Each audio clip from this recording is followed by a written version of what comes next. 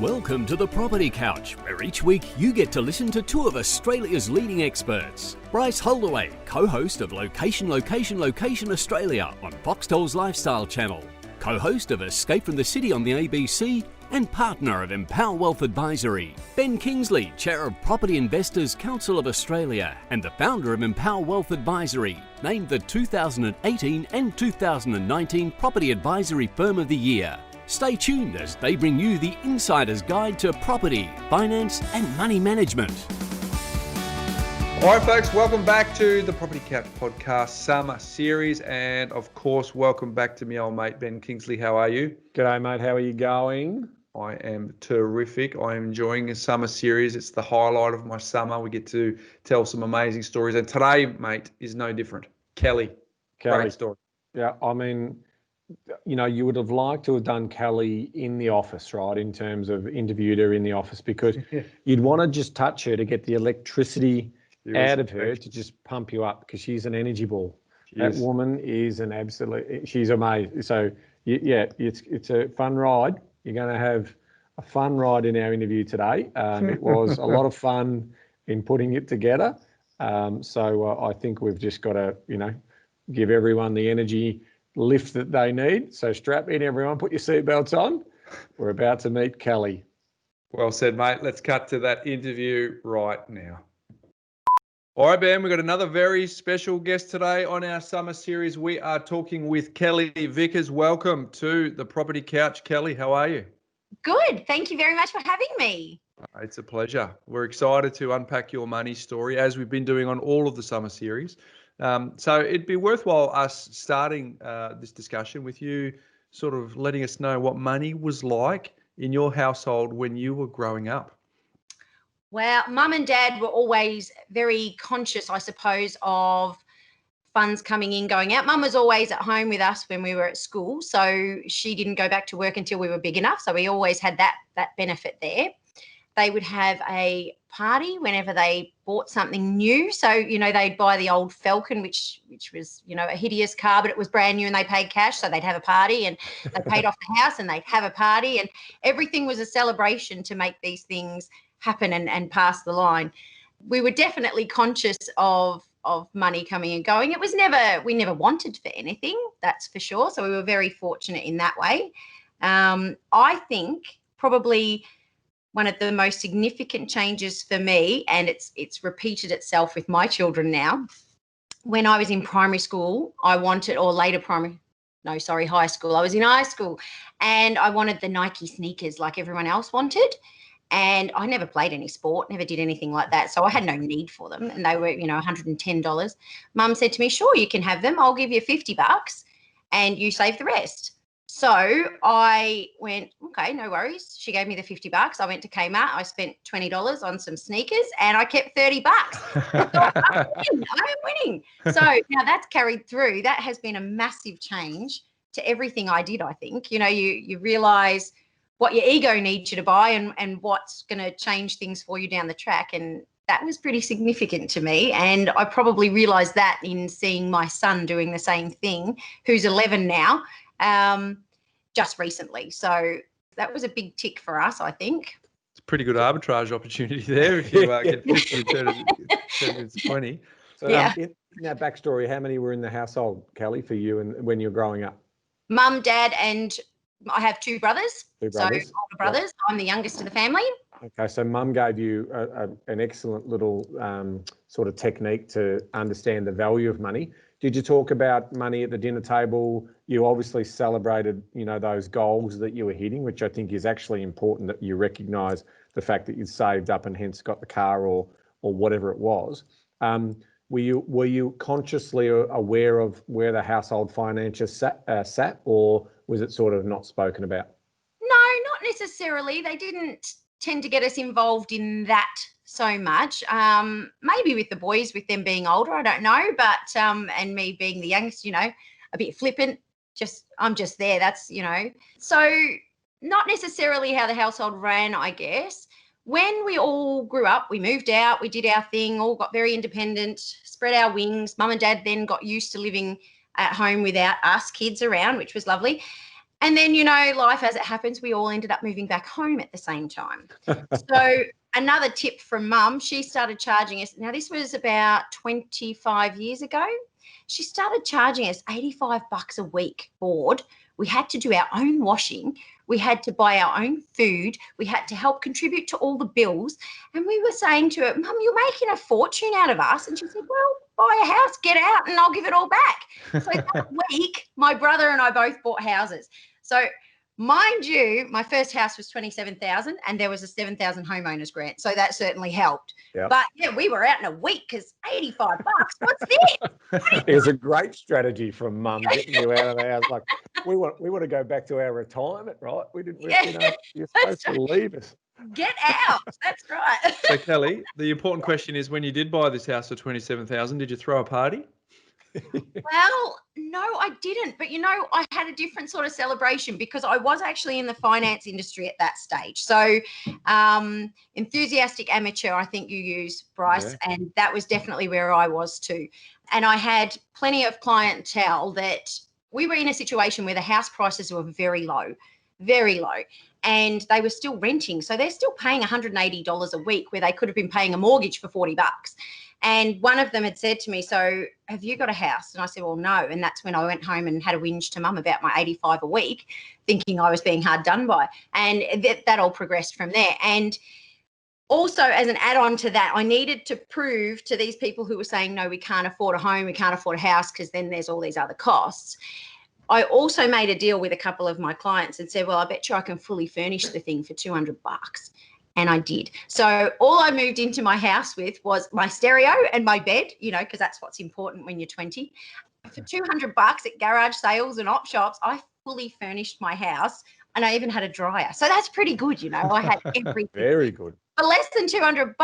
So then I felt like I was actually able to contribute something genuinely to everybody that was a part of my journey with finance there. So that was probably another big turning thing for me too. You don't need to have the Harvey Norman debts, can't probably say anybody. You don't need the store debts, don't need the afterpay things. You don't need any of that stuff. If you can be happy with where you are and what you've got, that's where you're at. That's the go.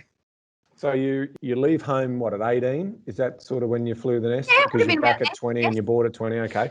Now, How about your banking setup when you left home? So did you do any part-time work as a kid growing up?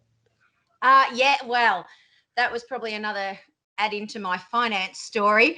We were at home. I was a 13-year-old. I was a horrible, horrible 13-year-old, about to get even worse, those teenage years, which heaven forbid that comes back at me. My daughter turned 13 yesterday. So anyway, there's a gentleman sitting at my mum and dad's table, this old man, I'm 13, I'm full of attitude and I know it all. And I said to Mum, I want some money for the weekend. And this fellow says, I'll give you money, dear. Come work for me. Yeah, all right, full of attitude, I've got it. No problem. The phone rang at 5 o'clock the next morning. Righto, dear, be ready in 20 minutes and I'll be there to get you. And I thought, oh my God, I only thought 5 o'clock happened once a day. And this would not So from there on in, every school holidays, I worked for this potato farmer. I was on tractors, I was on planters. I had dirt in places that I did not think dirt could get into.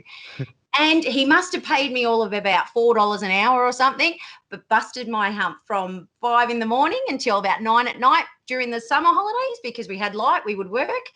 And that probably gave me the work ethic that I have today. He was an absolute champion. He's still around. He's 92. Still a very successful fellow, and absolutely adore him for what he did for me there. So where did you put that $4 an hour that you're earning? Was it into like a savings account that you got set up through the school, or did you choose a bank? Did you have any conscious view? Did you bank where your parents banked? Bank was where parents banked, so it just went into there. And I was that exhausted, I couldn't spend any of it anyway. But eventually I had enough in there, and I must have had all of about, $800 at some stage, because you would spend it occasionally. I was a shocker back then. And I thought, you know what, the spud season had finished, had no work down here. And I thought, if I'm going to be unemployed, I might as well be unemployed in Noosa. So I took off and went to Queensland, and then from Queensland, and I ended up in Tamworth, and from Tamworth, I ended up over in Port Hedland, and I went in Perth, and I was all over the shop. I just went everywhere for a couple of years and then came home. and made mum and dad's life hell, where they refunded us and we ended up getting our houses. So All right. that There's so much in this. There's so much in this. I mean, right. So you know how to work. That's Yeah, great. So you're a hard worker. Actually traveling around sort of, as a rouseabout, right? A jackaroo. Oh, for sure. Or Jillaroo, I think they call them. Jillaroo, whatever. So how were you going? Were you living paycheck to paycheck, or were you? Oh, hell yeah. Skin 'em in teeth, mate. There was nothing left at the end of a week. We were, you're on beans or you were eating someone else's beans, and it didn't matter because next week they'd eat your beans. We were broke and having fun. We were drinking and being silly, and, I was living. So when I came back and got my house, I was kind of like, hey, this is not so bad, got my house, got me dog. My life was sweet. Then I met my husband, but then that changed after that. So My life was still sweet at that point. Oh, look, Sweeter. when I finally thought, oh, this is great. I remember sitting on my couch, which was about a $7 couch from a garage sale, with my dog under my arm. How good is my life? This is fabulous. My first house, it's got one orange wall, one purple wall, one dark green wall. She was pretty average. Yeah. And then the week after I met my husband, thought, that's what it takes. You get peace yourself, and then everything comes to you. It's amazing. You're a snag. There's some wisdom in that. Catch. There's some wisdom in what you just said. As soon as you find peace yourself, you see what comes in your world. Everything changed. Yes. So the mechanics of money, Ben sort of touched on it there. What did you actually see about the mechanics of money with your parents? And then how did that, so you got the bank account, but what did it mean? Was it ripping yellow envelopes and putting them in jars at some stage? Give us a bit of an insight into the mechanics. Initially, it was just earn it and spend it. That's where it came and where it went. And when we were thinking, when we came home and I got into a regular job, then I'd started saving a bit and having to pay mum that 85 and then having to put some in savings because they encourage us to do that as well. So you knew that there was something there. I guess it started from that. And then when we got into our houses, mum was saying to us, well, you need an account to put, when you know that your regular bills are coming in. So you always know that you're going to have a water, electricity or whatever. So we're going to divide that. We know how much per fortnight, per week, whatever, that you need to put away for that. Then you've got your rego. You know that that's coming. So there's never got to be an excuse as to why you can't pay for that, because it's a 12-month thing. You want your car, you have to pay it. So you have to allocate for that. Your phone bill is this much every month and this. So we ended up, and that probably started us on the routine of having an account for everything that we did.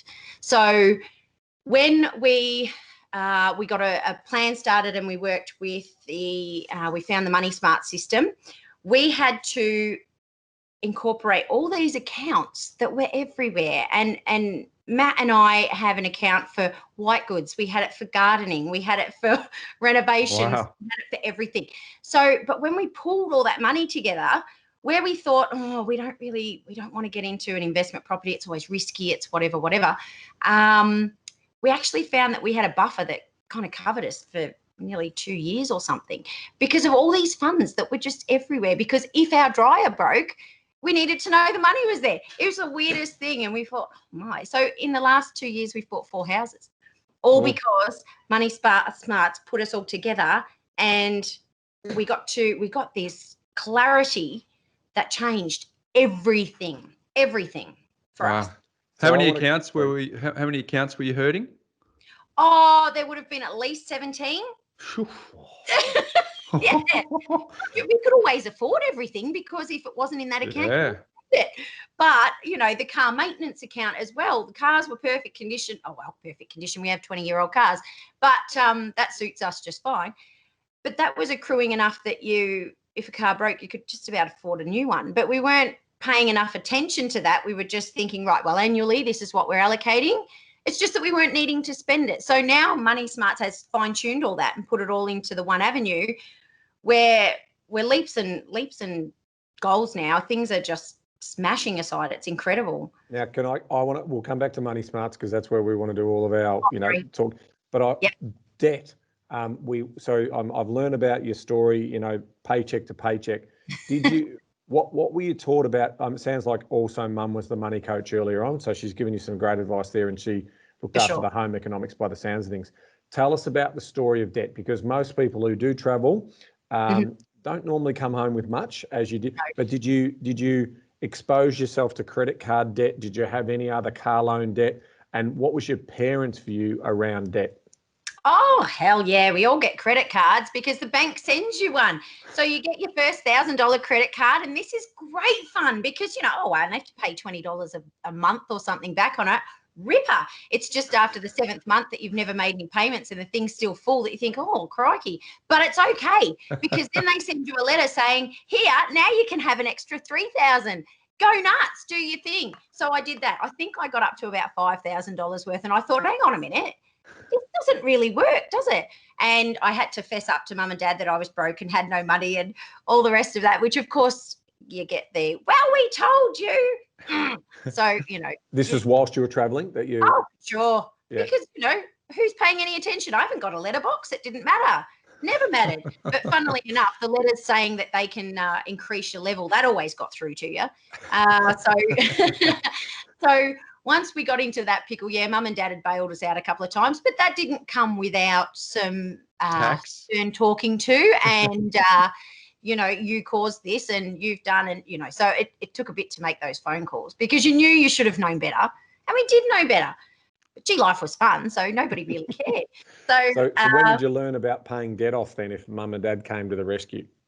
Oh, they didn't come to the rescue with a free story, let me tell you. They came to the rescue with a lesson of, we will help you and you pay us back. There was never, they certainly never skipped that beat. They didn't miss the opportunity. My dad's a teacher as well, though my dad is very, very flippant and, he's very calm and calculated, but also couldn't give a crap, So it was mum that was left to do that sort of the hard yard. The dirty work in terms of recovering. That she was a debt collector. She was, indeed. So we knew straight away, now if mum's involved, this is it. Right. So we've talked about how you've discovered the Money Smart system, but were there any other systems or techniques or strategies? 17 accounts. Where did you pick that up in terms of having so many? Was that just mum, or was there anything else that you tried and tested that didn't quite work for you? No, look, that was probably mostly with mum, but it did get out of control because she would have your regular accounts that normal people would have, but then there's myself. And that normal account became, well, we need to put fuel in a lawnmower, so we need a gardening account, and we need to do, like with the white goods and everything. It just got out of hand with these accounts everywhere, so that we never had a moment that we thought, nope, can't afford it.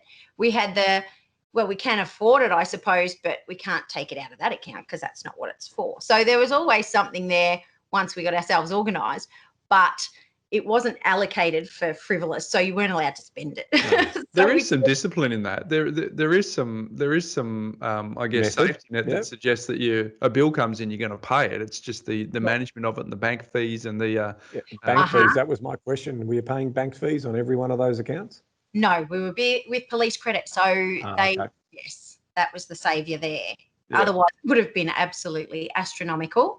Because I have noticed my son has his little business account in my accounts, and I just begrudge that $5 every month that we get charged for that. That really bugs me because he is 11 and it takes a bit for an 11-year-old to earn $5.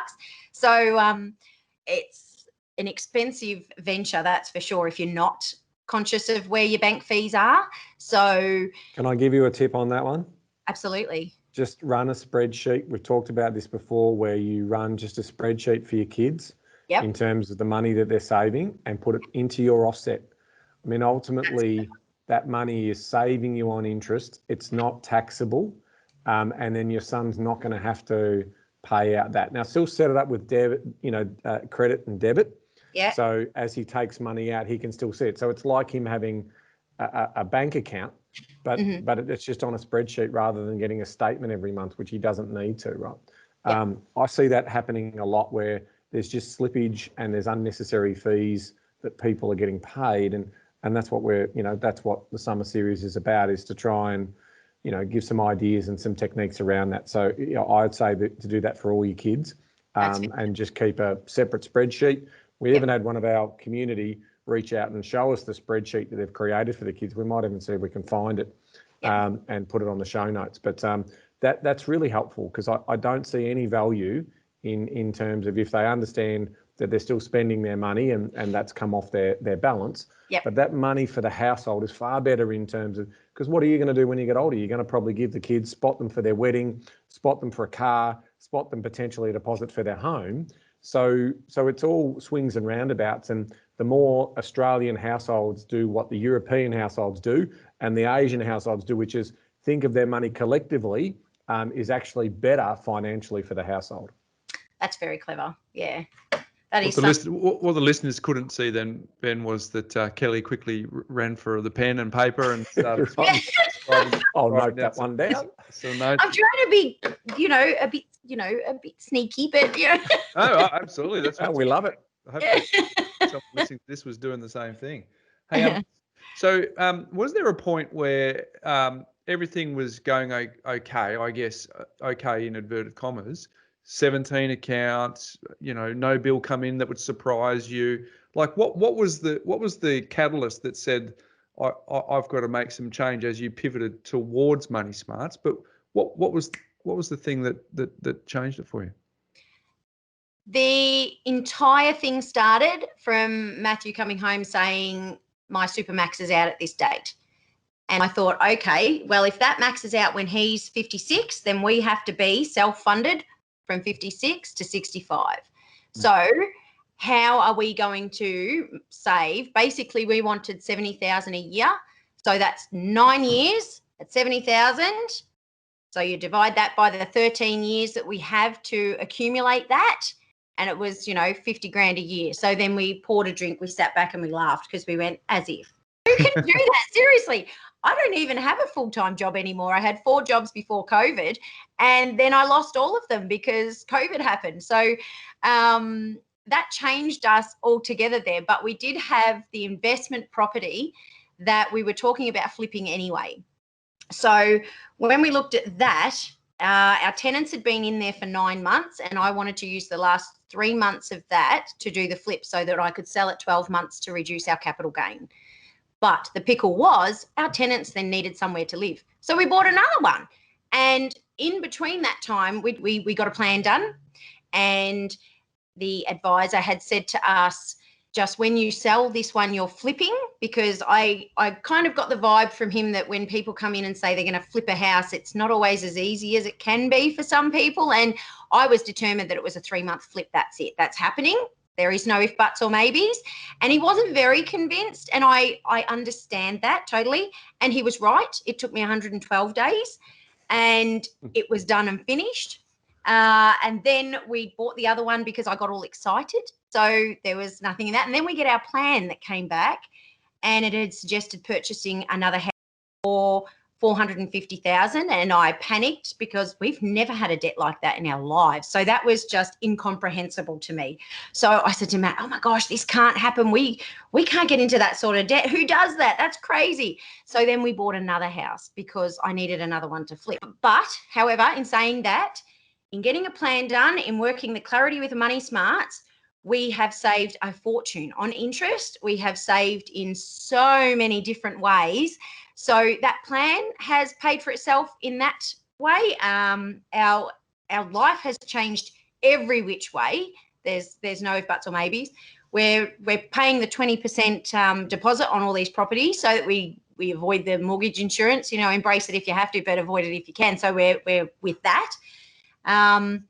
So really, we probably need to re-tickle that plan a little and cop a slap in the face or something. But prior to that, you hadn't discovered Money Smarts. So no.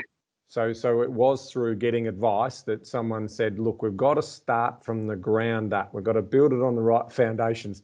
And so your advisor's gone in and saw 17 different bank accounts. And probably near wet himself. Going, what is wrong with you? And we were kind of like, nothing. This is super cool, man. We just stayed at a hotel last night. We went out for tea. We're down here. We're making an event of coming to see you. And then COVID hit and we haven't been able to do it since. But he put us in line, and he certainly changed everything. That book over your shoulder there, Ben, it's a game changer, total game changer. And I read in there, somebody had said in there, you just have to give into it. and let it happen. And that was very hard to relinquish control over these 17 accounts and have them go into one where all of a sudden we didn't know how much was allocated for cars, how much was allocated. Can I afford a dryer? Can we do? Of course you can. It was already there, but you're just making it much more effective now. And that was very difficult. And I thought, you know what? You've just got to give into it. So I had a crack and here we are. It works. It works. It's just as easy as that. It works. Kellie, you've given us the highlights reel, but behind the scenes, going from 17 to 1, like clearly that you're happy with it now, but was there a bit of grinding of the gears? How long did it take? Did you do it straight away? Did it take a period of months? Give us a bit of an insight of 17 becoming 1. Well, we accumulated everything into one account. And it was harder because we also had our separate accounts. You know, if Matt gets overtime or shift allowances and stuff, he had his own private slush fund. So that was his. And then if I had things that I was doing, that was mine. And neither of us really wanted to hand that over. So that was quite difficult. But we went, you know what? In for a penny, in for a pound. Let's just do this. So we did. And it seems to have worked so far. I mean, we still have toys. And I think possibly we spend less now because you almost have to run it past the other person before you're taking the money out. So where he might have gone and bought a motorbike or something, it's now more of a discussion. Not that it has to be, but it's almost like it gives you this inbuilt responsibility that you have to hold. You have to be accountable for it before you go and just blow it, because when it's in your account with your name, do what you like. But when it's in our account with our name, even though it was your money, it's kind of like, well, it's what's really yours is mine, what's mine is yours. It's not as good for us to do that. So you have to sort of justify it then. Kellie, you raised an interesting point because the system that we're all talking about now is very simple and straightforward. But to go from Pain Island to Pleasure Island, there's a fair journey in between, and it's not like you read the book and then you say, oh, you know, it's Monday night, I just finished the book, here I'm off to the bank tomorrow, Tuesday, it's all set up by Tuesday afternoon. There is a bit of time. And then even when you've set it up, there are some that you fall over and you trip up and you bump into each other. And so as long as everyone continues to invest in it and build the muscle and build the habit, then you get to reap the rewards that you're talking about. For sure. We probably took about a month to get it sorted with the living and lifestyle account as well. But we started that and then we reduced that by $40 a week, and we've reduced it another $20 a week because we're just finding we're not needing it. And now we're also finding that where we had provisional things set up for birthdays and things like that. Just like I said earlier, our daughter turned 13 yesterday. We used living and lifestyle to buy birthday presents, which should have been in the provisionals, but we didn't need it to be. Wow. So that side of things is growing accidentally almost. It's just happening because you kind of go, well, we do actually have food in the cupboard, so let's not do the takeaway, or let's not stop again at the butcher's on the way home because we feel like a better something because we're too lazy to take something out of the freezer. It has changed everything. So it's changed our meal planning. It's changed, well, no planning. We don't plan anything. We just get home and throw food together. But, you know, where you would have made an easier option to fling by a supermarket or a butcher or whatever, we don't do that. We don't do that because the money's not really there for that. So it's really, you are very conscious of that. And it's almost like a reward to yourself to be able to buy those things you were provisioning for out of your living and lifestyle. And it's probably not how it's meant to happen, but it's working. And that second account, that offset account, is just doing its little growth thing accidentally. How much time do you reckon you saved in terms of managing the 17 accounts and sorting all the money out? Like, were you constantly on internet banking, wiring money to each of the different? Please.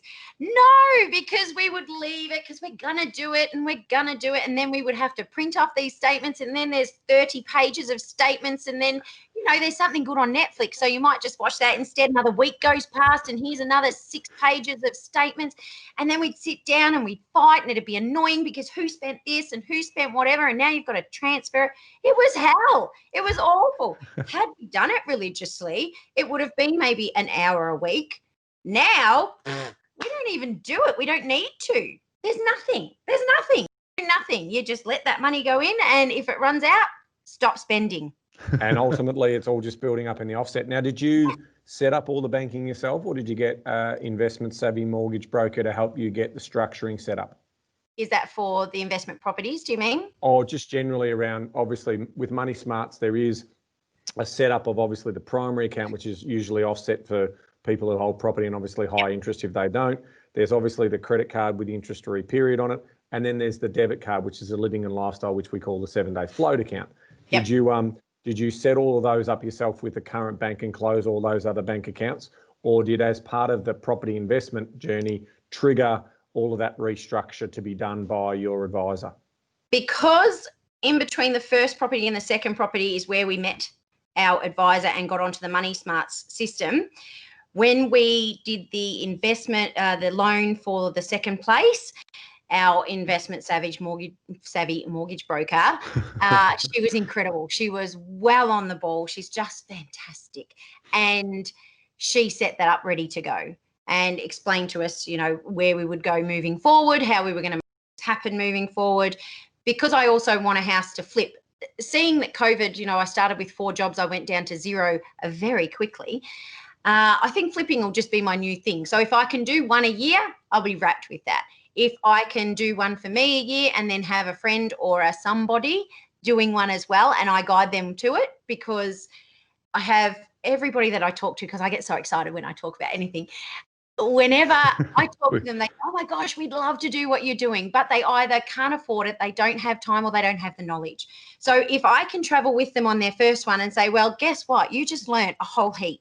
You've learned so much more than you had selling or renting or whatever you do. All of a sudden the finances loosen a little and you're getting to that point that you can afford it. So all of a sudden you've got a bit more knowledge, you've got a bit more finance. We have a tenant who they were desperate to buy a house, and I would love to work with them and get them into the Money Smarts thing and get them happening. But I'm very aware of when are you offering advice and when are you just being a bit of a sounding board, but they know nothing. So it's very hard to perhaps offer what you know without having to be caught up in an official capacity. So I've lent out my Money Smarts books to a friend. So once they come back from her, I'm going to send them their way. Well, just remember, it's available free online. Oh, of course. Yes. So we've made it free now. Yes, just send them straight to, moneysmarts.com.au. That's where we'll go. makemoneysimpleagain.com.au. Yeah. And they can get it free. So that's a great lesson for everyone. Because once you build on strong foundations, and that is you get cash flow organised, and then life's your oyster in terms of the choices you want to make. Now, as you say, some people might want to flip property, some people might want to be more passive.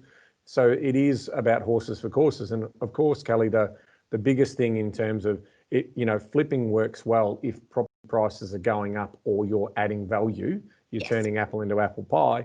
But like what we saw in 2017 and that, where property prices start going down and you're trapped in a flip, that's potentially where it also can be risky. So that's why, as you say, when is it advice versus when is it a friend trying to teach a friend how to do? And sometimes that can be, that's that grey area. It's like, my friend told me to go off and do this and I did it. And then all of a sudden we're caught in this investment. Right? Because they only implemented a quarter of it and it was never going to work anyway, but they have someone to blame. So that's, that's there's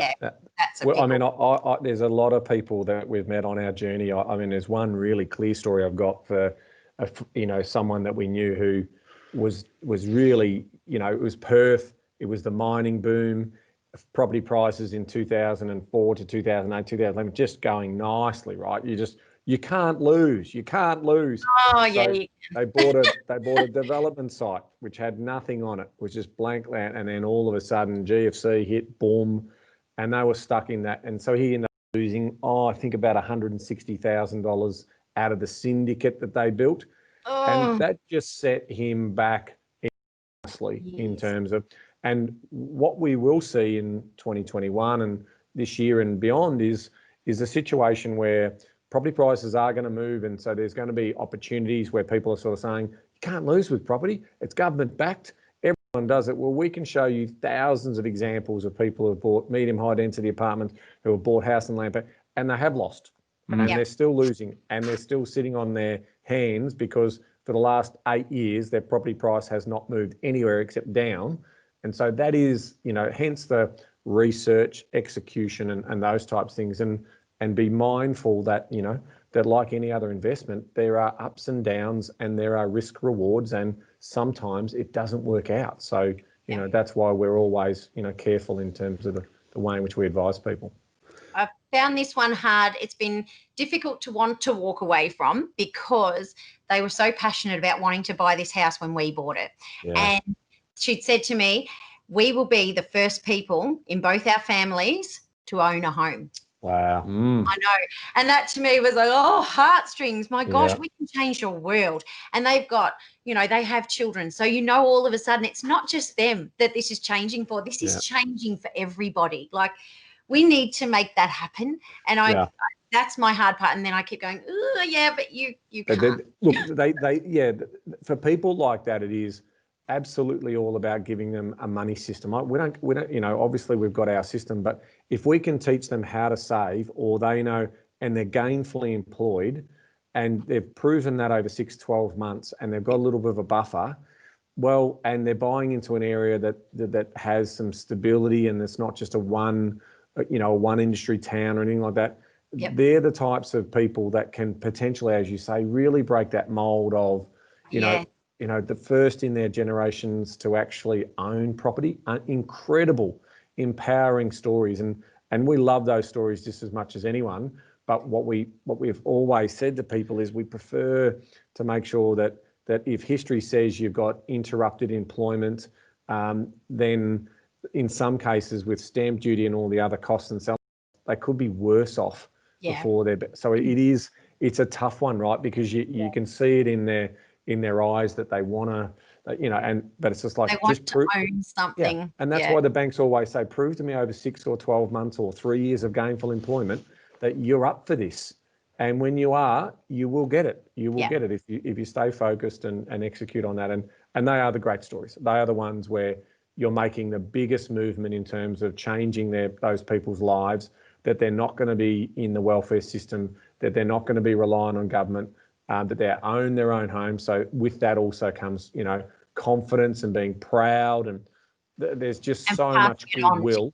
Exactly. Passing it on to kids who were going to be, we'll be the first ones. No, because mum and dad paved the way. They're there. They've got you.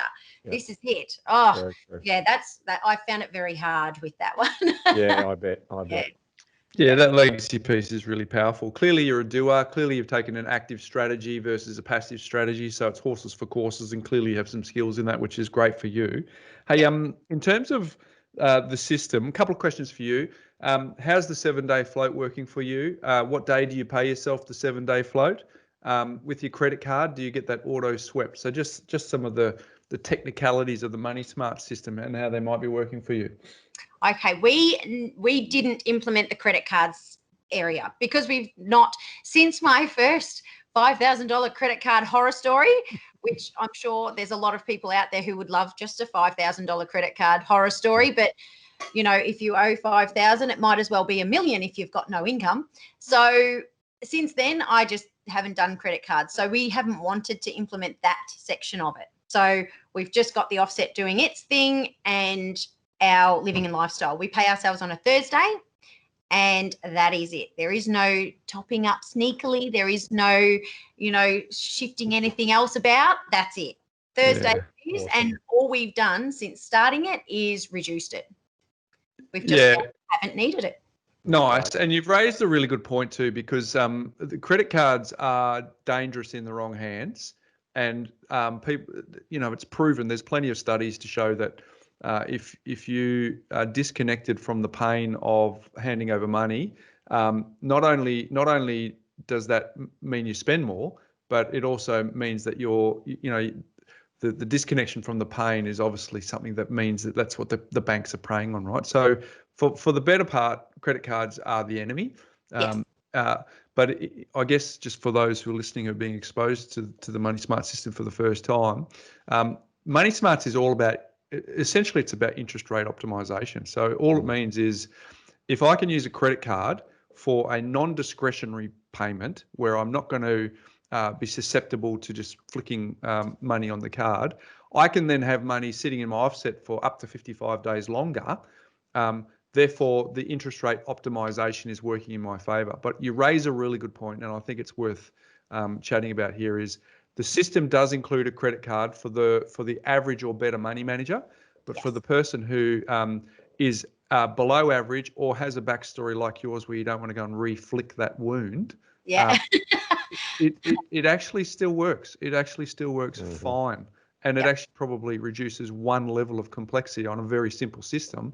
Because as you say, pay it once, Thursday, when it tops up, nothing else for you to see here, nothing else to worry. So it's a good point that you make. Nothing. It's fantastic. It has been brilliant.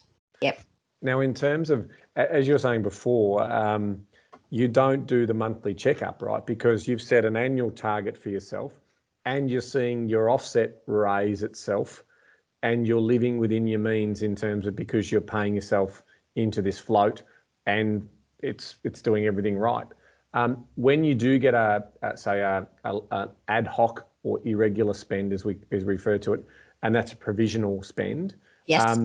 How do you accommodate that? Like, I mean, in terms of your annual target of what you're going to spend on, say, holidays, as an example, where it's irregular, how do you accommodate sort of managing for that? Well, we've certainly saved that money this year. Well, we know sort of what we're putting in towards the holiday account anyway, because that was another one of our 17.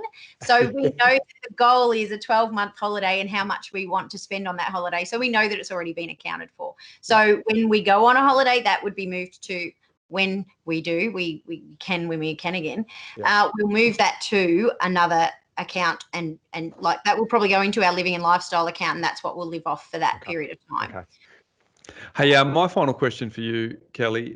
Clearly, I've loved the conversation. You're very passionate, and that comes across, very easily. But for me, the question I want to know is what has it actually meant for the relationship with your husband, with your kids, with the family, being able to pass that legacy? Relationship stress around money is typically the number one. But you talked about before that it's, after a few sort of, I'm not sure I want to merge that with that, or it's running. Can you just give us some insight into what life's like for you now that you do have money smarts and you do have, financial peace? Oh, you probably get those butterflies that you think are a bit of dread and a bit of angst when you had those 30 pages of statements that you had to work through. Now you can call those butterflies energy and excitement instead. So you use them to move forward instead of looking at what you have done on those statements and feeling sick and thinking, I really don't want to do this. All of a sudden, those things have just become hyperactivity, which makes you run out and do all sorts of crazy things, which my friends will attest to with me every day. But you can change your whole mindset because it's made life so easy, so clear. Our kids have learnt a lot more from it, I think. I play Monopoly with the kids, and Matt used to tell me off for the way I was treating them because I'd smash them every time. No regrets. I'd go in there, I would rip their little houses out from them quite happily. And now they flog me. But Matt would be like, oh, you can't do that. And I was like hell, if they don't pay rent when they're up, bang, out they go. So these kids got to learn. So I've been a rough teacher in that way. But I think these things that we're doing as well, and our living lifestyle it's that Visa debit card, and you think your kids aren't paying any attention to anything you're doing, but I've said at one stage there, I said, oh, we'll just put it on that credit card, and Geordie has said, don't you mean a debit card, Mum? I didn't think you had credit cards. And I thought, you're 11, mate. You don't listen when I say, can you clean your room? But all of a sudden, this is what you pick up on. So every bit of it matters. Everything makes a difference. And knowing that they are picking this up, it's just fantastic. So would it be fair to say that, for my last observation and question, that prior to this, with your 30 pages of 17 bank accounts, there was probably a little bit of out of control. And Wild. and now, do you feel like you're in control of your money? Oh, for sure. You know, we felt in control. We always felt in control until you had to sit down and look at those statements and put all that money back to where it was supposed to be. That's when it got a little wild.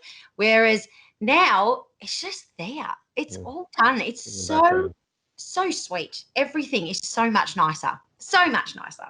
So now it's an honest answer in terms of, we thought we were in control, but actually we weren't. Well, we were, but we weren't. We just knew that we were solvent, which is what I've always said to people. People think that solvency is actually good money management.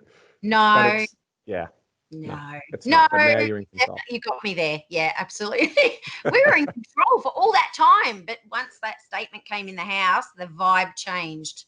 Yeah. The ice came over, and you knew things were serious now. You don't have to worry about that now anymore, which is great. Nah, it's fantastic. No more energy shift, which is terrific. Well, we appreciate you coming on and being so transparent. Your energy's, as I said, has been really infectious, which has been terrific. So on behalf of all of us here at the Property Couch, we appreciate you coming on to the summer series, Kellie. Oh, thank you very much for having me. Thank you. Thanks, Kellie. There you have it. Did you feel the energy, Ben? Well, mate, I'm just adjusting myself in the chair. She's wow. I mean, imagine having a great mum like that. Just up and about. Just lots of that free spirit energy, and gypsy. She was. Let's quickly recap. She was a gypsy. She had a little arbitrage moment where mum and dad gave her some money for some sneakers whenever they had a major purchase. They threw a party. She had 17 bank accounts. Yeah. And interestingly, a successful money smart system without a credit card, Ben. Oh, who would have thought? Yeah, can do it. You can do it. Got herself into a little bit of debt there, wrestled her way out of that. Good advice from mum. She was she was a pretty good money coach. We'd give her definitely mum was a good money coach. There's a B+ there. Probably not going crazy with the number of accounts that one needs, because that created a bit of chaos, and or as she said, sweep it under the table until the statements come in at the end of the month, and then there's Netflix. What have we got? So it created a little bit of animosity in the home, but we got all that sorted once she worked out that she was another example, Bryce, of I'm working on myself. I need to I need to get educated. Once I did, and I found some pathways, such as our Property Couch podcast and some reading, all of a sudden there's, she's getting framework, she's getting organised in her thoughts. She's saved an enormous amount of time for herself. And now it's on autopilot. Money Smart's on autopilot. That's what we love. It's a good news story. Deviation from our normal plan, Ben, because we say most people can actually do this as a passive investor. Kellie has chosen to be an active investor through renovating, which is interesting. And we had a chat with her after the recording ended around what it's like to be active versus passive, and putting an amount of money on your time and not taking too much risk. But she enjoys it. It's part of her plan, and but what I really like is it's built on a foundation of really strong money management, and that is the key of summer series. Strong foundation, so that you can. A wise person said this, Ben, but so you can plan to become what you plan to become. Very, very true, and we're getting close, Bryce, to the end of the summer season. It's coming up really quickly. So I just want to put a shout out there to people who want to sort of design our 2021 normal programming. There's a survey out there. There is. You get a little reminder at the end of the show about it, but please, this is a personal reach out to each and every one of you. We would love to know a little bit more about our community, and also what you want served up to you in 2021, because this podcast is by the people for the people. So we absolutely want to tailor our programming, because we really have no idea what we want to talk about during the regular year. So you're going to give us some ideas. So in all seriousness, we're here for you. We want to educate you on the topics you want to be educated on. So please take the 5 to 10 minutes to fill in the survey, and there's a chance to win a $500 basically gift voucher from our sister company, Select Residential Property. So if you can, there is a little reminder for you. I like it. So Ben, this is the second last episode of the summer series. Next week is the last series. Now, I just want to say to everyone who's got this far, haven't switched us off yet, you must listen next week. It is an unbelievable interview. This person's story, you have to hear it to believe it. I'm just going to say that, and I'm going to say if you are a member of our community and you've listened to all of our podcasts, great. We'll see you next week. And if you're a member of our community that only listens to every now and then with us, Ben, can you do yourself a favor and make sure you listen next week? Because you and I have done now 322 episodes. Next week will be the 323rd. We have interviewed some amazing guests. We've had some phenomenal information content. People come on and share their stories. But next week is a story about human spirit. It is amazing. It's a ripper. It's a ripper. So, folks, hopefully that's given you a little tease for you to stick around to come and join us for the last episode of the summer series, which has been epic for you and I to do. But, Ben, until next week when we do this for the last time this particular season. Knowledge is empowering, Bryce, but only if you act on it. 2021 is the year to act on it. See you next week, folks. Hey there, folks. Ben here. I hope you're enjoying the summer series. I've got a couple of really important messages for you. First up, I want to let you know that we're giving away our best-selling book. That's right, our best-selling book, Make Money Simple Again. And it teaches you how to run the Money Smart system inside the My Wealth portal. Now, best of all, as part of the free book offer, you also get a free account on the My Wealth portal. Now, there's over 28,000 people who are using the portal to advance their money management skills and to make their money work harder for them. Now, where do you find this information? It's simple. You go to thepropertycouch.com.au/summer series. But wait, there's more. I also want to tell you about our TPC survey. So our Property Couch, we're doing a survey so we can bring 2021 the best shows that we've ever bought before. So that survey was going to ask you about what the show you want, how we're showing up, the positives, the negatives, what we can improve, what you want us to talk about next year. That's what we're about. Now, the best part about that is there's a $500 credit to be won as part of Select Residential Property. That's right, we're giving you the chance to win a $500 credit for filling out the survey. Now, the survey can also be found at thepropertycouch.com.au/summer series. Why not check it out? Now, before I go, I've got to remind you that the information provided, it is not financial advice. We recommend that you reach out to your licensed professional advisor so that you can look at your unique circumstances before making or acting on any information. And don't forget, final call, thepropertycouch.com.au/summer series, where you can get our free best-selling book, or you can also complete our survey for next year's shows.